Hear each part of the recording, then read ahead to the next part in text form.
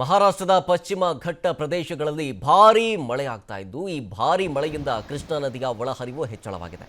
ಮಾಂಜರಿ, ಭಾವನ ಸೌದತ್ತಿ, ಹಳೆ ಸೇತುವೆ ಜಲಾವೃತವಾಗಿದೆ. ಇದರಿಂದಾಗಿ ಬೆಳಗಾವಿ ಜಿಲ್ಲೆ ಚಿಕ್ಕೋಡಿ ತಾಲೂಕಿನ ಮಾಂಜರಿ ಗ್ರಾಮದಲ್ಲಿ ಆಗಿರುವಂತಹ ಘಟನೆ ಇದು.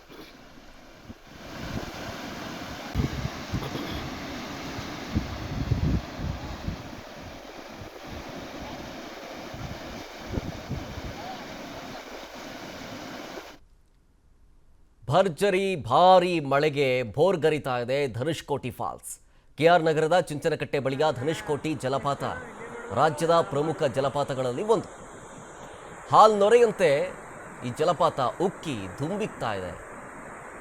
ಇದನ್ನು ನೋಡೋದಕ್ಕೆ ಕಣ್ಣಿಗೆ ಹಬ್ಬ ಅಂತ ಹೇಳ್ಬೋದು.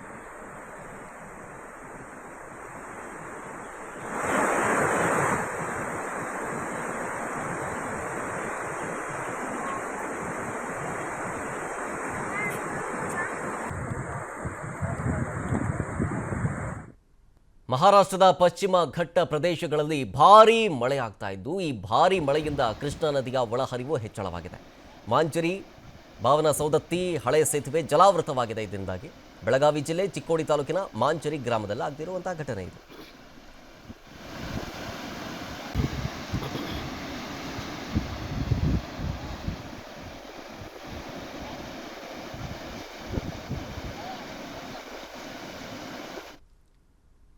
ಭರ್ಜರಿ ಭಾರೀ ಮಳೆಗೆ ಭೋರ್ಗರಿತಾ ಇದೆ ಧನುಷ್ಕೋಟಿ ಫಾಲ್ಸ್. ಕೆಆರ್ ನಗರದ ಚುಂಚನಕಟ್ಟೆ ಬಳಿಯ ಧನುಷ್ಕೋಟಿ ಜಲಪಾತ ರಾಜ್ಯದ ಪ್ರಮುಖ ಜಲಪಾತಗಳಲ್ಲಿ ಒಂದು. ಹಾಲ್ನೊರೆಯಂತೆ ಈ ಜಲಪಾತ ಉಕ್ಕಿ ಧುಂಬಿಕ್ತಾ ಇದೆ. ಇದನ್ನು ನೋಡೋದಕ್ಕೆ ಕಣ್ಣಿಗೆ ಹಬ್ಬ ಅಂತ ಹೇಳ್ಬೋದು.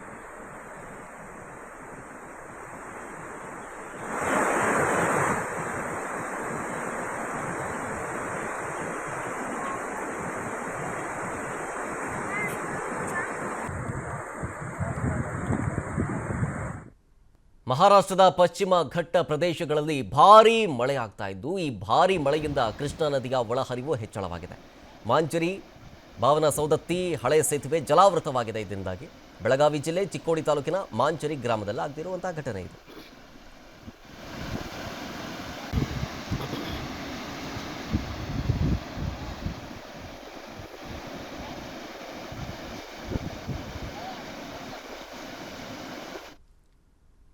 ಭರ್ಜರಿ ಭಾರೀ ಮಳೆಗೆ ಭೋರ್ಗರಿತಾ ಇದೆ ಧನುಷ್ಕೋಟಿ ಫಾಲ್ಸ್.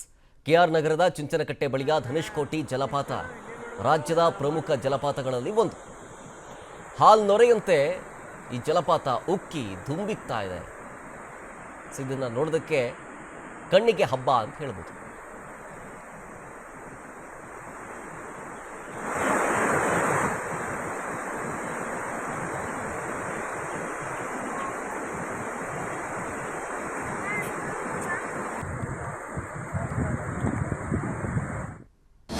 ಅನುಕ್ಷಣದ ಸುದ್ದಿಗಳಿಗಾಗಿ ವಿಸ್ತಾರ ನ್ಯೂಸ್ ಯೂಟ್ಯೂಬ್ ಚಾನೆಲ್ ಸಬ್ಸ್ಕ್ರೈಬ್ ಮಾಡಿ.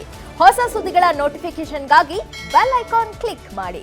ಲೇಟೆಸ್ಟ್ ಅಪ್ಡೇಟ್ಸ್ಗಾಗಿ www.vistaranews.com ವೆಬ್ಸೈಟ್ಗೆ ವಿಸಿಟ್ ಮಾಡಿ.